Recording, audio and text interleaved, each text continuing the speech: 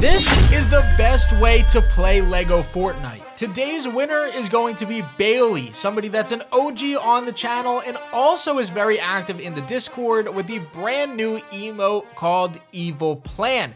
Make sure that you guys are supporting your favorite Lego Fortnite creator with the creator code Crafty Plays. Now, my first tip of advice before we really dive deep into the most efficient way to play this game is to absolutely abuse your villagers. You want to make sure that you're using every single one of your villagers on a different job. That way you unlock a ton of resources even when you're not sitting home at your village. You can roll call them simply by dancing at the village, which is really nice, but ask them how their job is doing and they'll give you different rewards. You could start your job with them by saying, let's talk jobs, and assigning every single one of them to something different. I have somebody making me food. I have some people making me copper bars. I have some people getting me granite and marble, or granite and marble slabs, even obsidian slabs sometimes.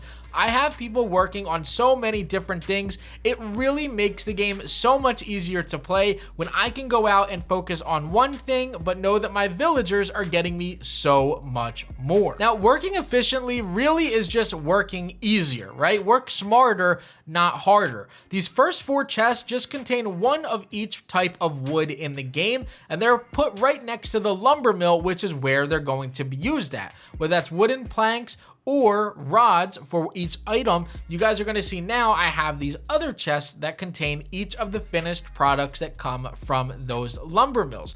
Next to them is going to be the spinning wheel, which has cords, drawstring, silk thread, wool thread.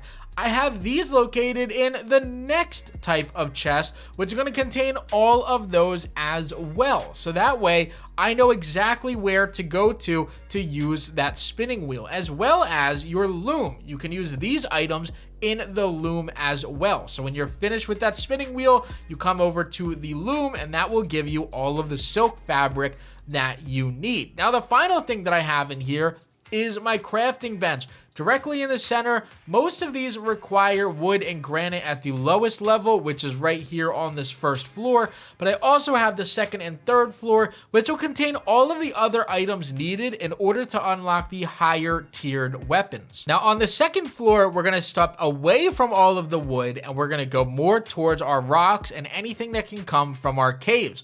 So first thing we have is the stone breaker and every single possible rock that can go into that. We have the marble, we have the obsidian, we have the granite, and we have the malachite located right next to it. We have one gem cutter. I probably am going to put another 1 or 2 here as well. And we also have 3 metal smelters that go ahead and have the copper bar, the bright core, the obsidian, and anything else you could possibly use in these directly next to it. This is not only good for myself to use, but keep in mind that I obviously could have my villagers walk up these stairs here and then use those melters or the metal smelters in order to make items that I ask out of them. Now, on part 1 of our third floor, we have the beef boss's main area.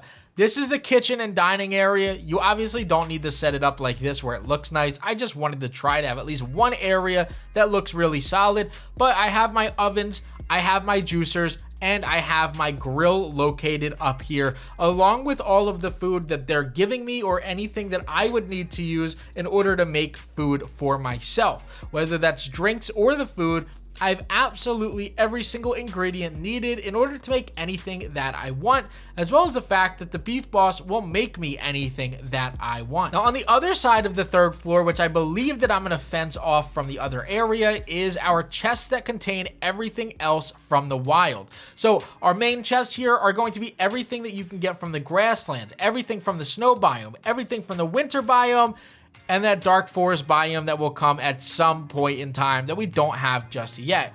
On the other side, we have our blast powder. We have our area for charms. We have another section just for arrows or anything that makes crossbows. And finally, our weapons and utility area. This is all set up on that third floor area right above all of our metal smelters, which is right above our wood area. All of this is done perfectly. This is so easy to use and really makes Lego Fortnite so much easier. Now, I truly believe that this is the best way to play the game and the easiest way to play the game with everything so organized. It took me a lot of time, but it is absolutely worth it. You guys can copy everything that I have in this video to build your own, or you guys could do this really on just 1 or 2 floors of a building and really have the same amount of success. But I highly recommend, if you play Lego Fortnite often, to build something similar. Also, guys, keep in mind, you guys have to be creative. You don't have to use these starter shacks like everybody else does in the game.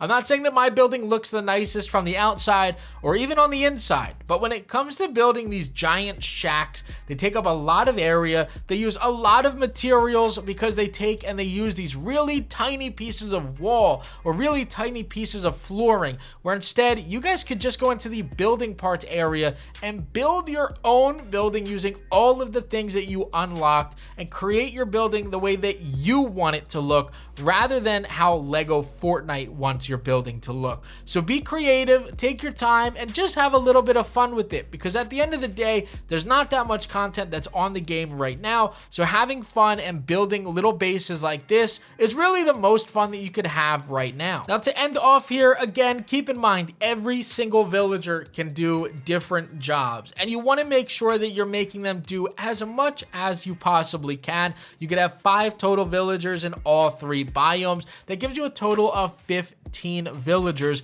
running around the map doing things for you all day, every single day. And when I'm done collecting, you guys are going to see that just the 5 villagers in this specific grasslands biome gave me so much materials that I needed, and they just make the game that much easier for you. So if you want to be efficient, obviously having a base like this works a lot, but abusing those villagers to get yourself all of this food, all of this material, all of this wood, all of the granite, everything that you could possibly need, it makes life so much easier, and it makes it even better for you when it comes to playing the game, because being organized and having other people work for you makes the game go by a little bit faster and allows you to focus more on what you need to get done, rather than going ahead and focusing on too many things just at one time. So doing stuff like this is going to help you guys out a ton. I hope that you guys enjoyed this video. If you guys make your own efficiency bases or anything that looks similar to this,